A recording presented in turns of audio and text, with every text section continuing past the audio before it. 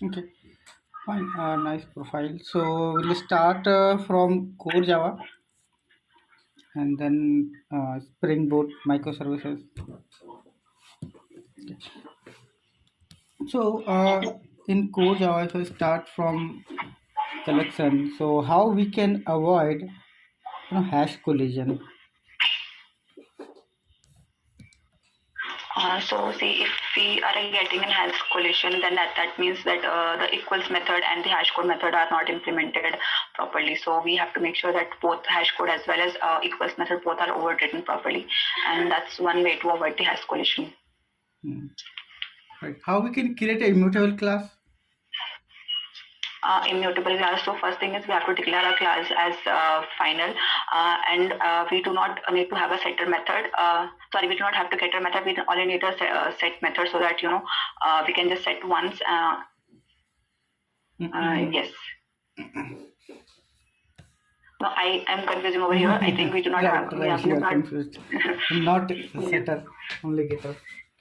Yeah, only getter method because so that we can just simply get it and do not. I should not be able to modify the variables. Example of immutable classes? String is a perfect example for immutable class. So what's the difference between string and string buffer? So string buffer is actually is mutable in nature, while string is not. Okay, fine. In serialization, what is the use of serial version UID? Serial version UID. So which we write at the start of class. Public. At the rate UID, that annotation that we use. No. Serial version UID variable we use. Oh yeah, I got it. I'm not sure about that. Sorry. Okay. What is the use of volatile keyword? Yes. So volatile key. So actually, it has to do with the serialization only. No. It's from multi-threaded. So it is to do with the persistence, like when we. Wait. Think, and then say. See, if I ask you what is transient, then. So when we use the transient keyword, it is persisted by the JPA as well as it has to be serialized by. It is going to be serialized. Yeah. No, serialized. See, transient variables are never serialized. Okay. And okay, leave it. Okay. So in design patterns, so we have singleton design pattern. So what is the use of singleton design pattern? With singleton design pattern, only one instance of the class will get created. Okay. So how we can create a double checked singleton class? Are you aware of singleton? How many ways we can create singleton classes? Like single check, double check, synchronized. No, sorry. Okay. What is solid principle? Yes, solid. Solid principle comes into picture with the transaction. What is the full form of solid? SOLID. Yes, it's quite theoretical, and I have read it, but I'm not able to recollect. So just 1 second. Right. Try think. Solid. So when we can you give me a small hint on this, because see, I write all this persistent, volatile, and everything. But I know that you are doing good in your project every day. You are taking so many challenges, but when it comes to interview, the thing is totally different. Yes, totally. Yes, it is. And I just read few minutes. You won't believe it. I just read few minutes ago about the persistent keyword. I read about persistent and persistent annotation also. Right. Okay, so let's do some. Okay, so what is the error or what is the condition when we will get class cast exception? Class. Class cast exception. Okay, so it is a basically casting exceptions, when we're trying to upcast it, when we're trying to cast an integer into a float value. So that is upcasting actually. One that error comes, and it can be resolved by putting it in the bracket like integer or float, so it will get converted into that one. Mm-hmm. Okay, fine. What is the load factor of hash map? Load factor as in complexity. No, load factor is not a complexity. That means you don't know complexity as well. No, but the load factor I'm hearing for the first time for in relation with the hash map, so that is why. Load factor is basically related to that when the size of a hash map will be changed. Okay, so threshold frequency basically. So yeah, it is 16 actually. Right. It's a 16. 16 is the default size, and Yes, load default factor is 0.75. That is 75%. Yeah, 75%. Okay. So, what is meta space in Java 8? Meta space. Yes, meta space in Java 8. I haven't read about it. So, meta space has replaced the pumgen space of Java 7. Okay, this is very important to know you because being a senior, you should know that in Java 8, this is very new thing and very good thing that now we will not get any out of memory error if we use Java 8 because no the size of the memory wherein object is created is now growable in nature. Okay, that's not now fixed. That's why most of the project prefers at least Java 8. Yes. Okay, so now moving to Spring and Spring Boot. So, what are the scopes of a Spring Bean? Yeah, so it is singleton prototype request session global session. Right. What is the use of @qualifier? Let's say if there's one class and it is implementing two interfaces and both the interfaces have same methods. So at the time of implementation in the class, they have to, and there might be a collision which particular method to call from which a particular interface. So we use @qualifier to specify the interface that from which we want to implement that method. Right. Quite confident in Spring Boot and Spring. Code is your weak part, that means. Or maybe you haven't started theoretical preparation. Yes, actually, I haven't started with theoretical part, so that is I was lacking. Okay. So I'll move to next. So what is the use of actuator? We are following like microservice architecture, and it is very useful to know the health of our microservice. And the ways to do is that use the Spring actuator.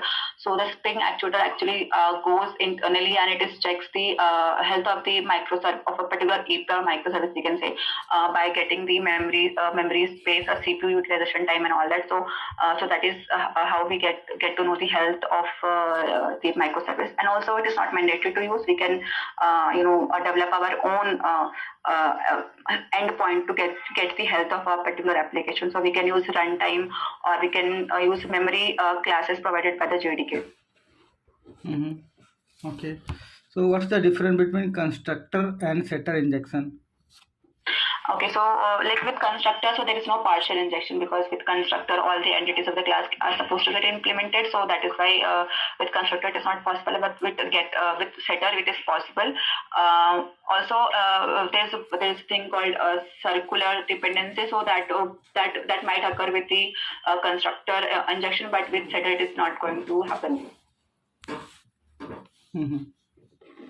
Okay. So how we can integrate GPA in Spring Boot? JPA. Yes. Okay, so for that one, first thing is to add a dependency in the build.gradle file, and that will bring in all the dependencies in our folder. Also, we have to use @JPA, enable JPA repositories. So it will, it will download all. The Spring will now take care of downloading all the dependencies. And apart from that, so let's say I have worked on Spring Data JPA. So can I tell that? Yeah, fine. That is what I'm asking. So these two part is done, and the third part is like, suppose we have a service layer. So and now okay, let's talk about first the repository. So we will create a interface, and we will annotate it with the repositories, and we will extend the CRUD repository interface provided by the Spring Data JPA and also we will mention the type of the Pojo. So it is CRUD repositories, and in the diamond we will mention the our Pojo class. Okay. Now in our service layer, so we will auto wire our repository interface, and we will use that to call the abstraction methods like save, find by ID, or save. All that methods can be provided by the Spring Data JPA. Okay, fine. How we can read the properties from property file? Application or property file is there, which is at the class path level. So basically, we have this application.java file, or we are annotating it with added Spring Boot application. So it is actually automatically going to pick that application or properties, because it is already available at the class path level. So we can simply just whatever properties we have set in that file, we can simply just go and use the $sign and use the key value paired from there. What is the annotation in that? Added Spring Boot application. No, in class, what is the annotation will you use? At the rate, and after that, in bracket, we write the name of the. At the rate value, and then we have to use the $sign, and in that we have to mention the key. Correct. Okay, fine. That's fine. So now moving to microservices. So first of all, why we should go for microservices? What are the benefits? Okay, so for that one, it totally depends upon the requirement. So let's say the project is very small, it's a utility kind of a project, then we can go for monolithic. But if it's a huge project, e-commerce site is there, or banking site is there, or it's a project with lots of features. So we should prefer microservices, because we can just divide the functionality based on the modules, and each module can contain a few functionality only, and in that we can just define our API, which can have one or two implementation only. This way what will happen is changing of the code is very one part is like changing of the code is very easy, because we do not have to worry about the whole application being, if something goes wrong, the whole application will not go down, that particular feature will go down. So that is one part. So the testing, the development and the deployment, that part becomes very easy. Okay, so that is one thing.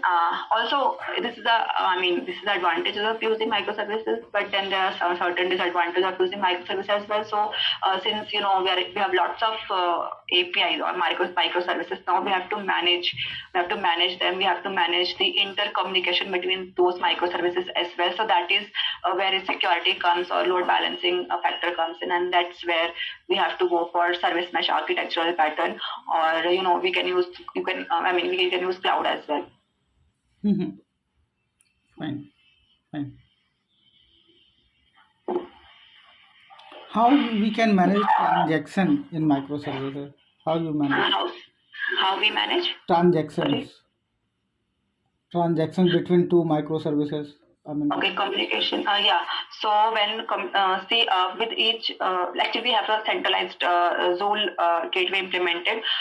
So all our microservices are registered on the Eureka server, and we have a Zool gateway or Zool proxy, we can say, with us. And what happens is, like, suppose one microservice wants to talk to the other microservice, so it has to send. It has to use a Zool URL first thing, and second part is that it has to send the JWT token. So the request first goes to the Zool, and it first check the JWT token if it is valid or not, and after if it is valid, then it actually does the request validation as well, like the endpoint, if it is the whole of the endpoint, it is registered or not, if it is a valid request or not. So there are certain parameters, and we have actually we have installed a particular project defining the request, the API request key, like what is the endpoint, what values we're expecting, what is the format of the values we're expecting. It validates that as well. After it is done, then the request gets forward to the other microservice B, which it's trying to access.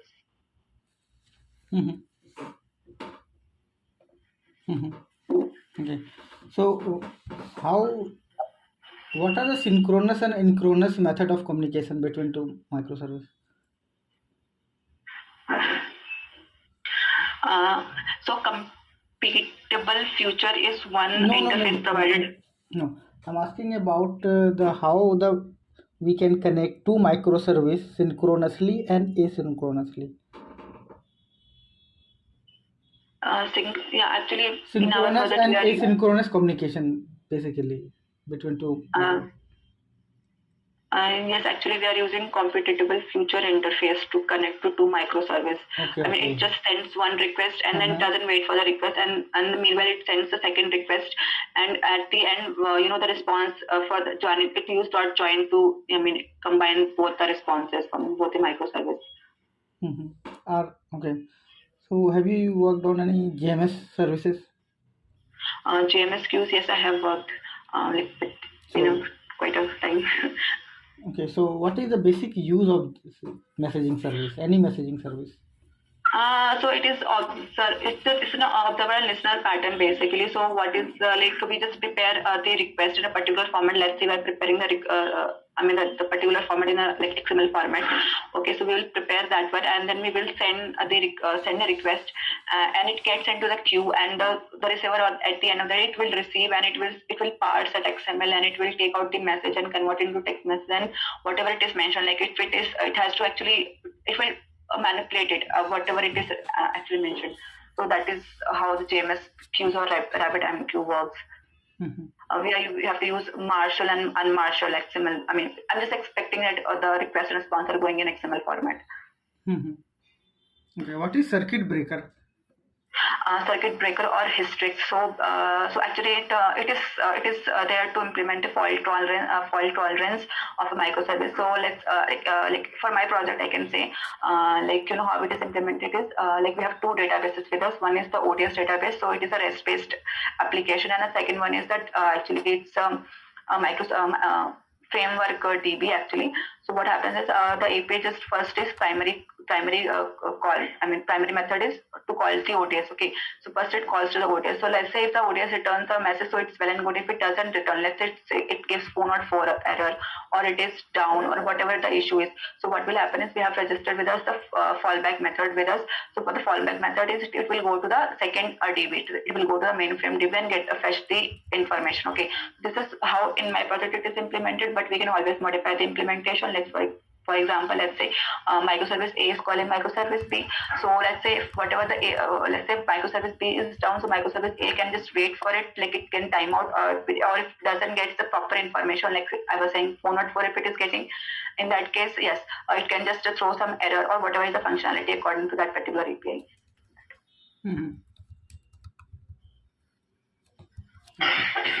Fine. So, do you also perform JUnit testing? Yes. Okay, so do you use Mockito, PowerMock, all this? We use Mockito. Mockito, yes. Okay, fine. So, coming to a database, so what is indexing in database? So actually, indexing is implemented to enhance the performance of the DB actually. So let's say, for example, if there's a query and it is using join, at that time, indexing is done to performs the response for the particular for that query. Okay, so but I have never implemented indexing because I have never worked at it as a DBA, so I'm not sure about that. Okay, fine.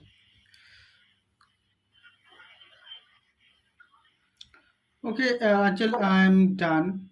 Okay, so frankly speaking, you are getting full marks in Spring Boot and microservices, but due to core Java, you are not qualifying. In my Can you ask? in my Can you ask few more questions in Coda, because I mean, yeah, I agree that I could not answer few of that. But if some technical questions are there, I would like to take a chance. Okay, yeah, let me ask some more questions from core Java.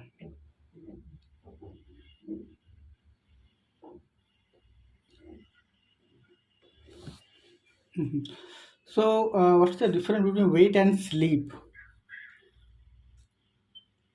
Okay, so wait and sleep concept comes with a multi-threading environment. So let's say with wait, so let's say a thread, if we are using a wait for a thread A, so it has to wait for the thread B to complete the process, and then it will go and process that particular request. Okay, with sleep is like we are just putting that API to sleep for a few seconds. Okay, it's not something as waiting. Okay, so there's that difference.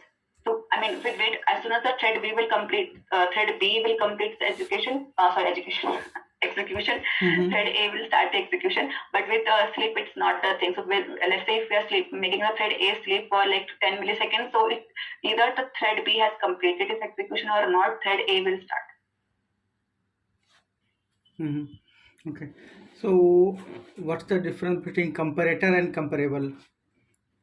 Okay, so comparable provides the compare to method, and comparable provides us compare method. So the thing is, with comparable, we can have only one nature of sorting. So we can just sort on one parameter. Let's say there's the employee or there's an employee class, and we can just simply sort on the employee ID or employee name. So that's one parameter on which we can sort using the comparable. But with comparator, we can have the sorting on all of the fields. Okay. What is producer consumer problem? Sorry. What is producer consumer problem? Like in with respect to what we're talking about, producer Multi-threading threads. Sorry, I'm not aware of that. Producer consumer. You haven't heard this word? I have heard, but I have heard in respect to REST web services. So what is okay? Produces consumes at the rate produces at the rate consumes. Yes, in the REST web service I've heard. So at the rate produces is basically it tells. No. I have not. I don't want that answer. Okay. What is blocking queue? Sorry. Blocking queue. Okay, so blocking queue is one of the interfaces provided by the queue, one of the classes provided by the queue interface, which comes under the collections. So what is the use of this blocking? I've never used. Not sure. What is auto closable interface? Auto closable. Yes. Never heard.